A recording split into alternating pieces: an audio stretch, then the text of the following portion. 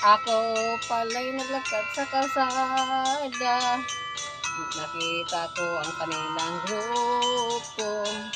Patungo pala sila sa Kalaminong at ako kanilang sinama. Sobrang saya pala kung mamasko at agad kaming dumating sa tahanan. Kami nagsiawit, kami kanilang pinaguksan. Agad kaming binigyan ng mga regalo. Isa-isa namin itong inabot. At tinanggap nila ang aming regalo at sila at sobrang saya. Agad kami ay umalis.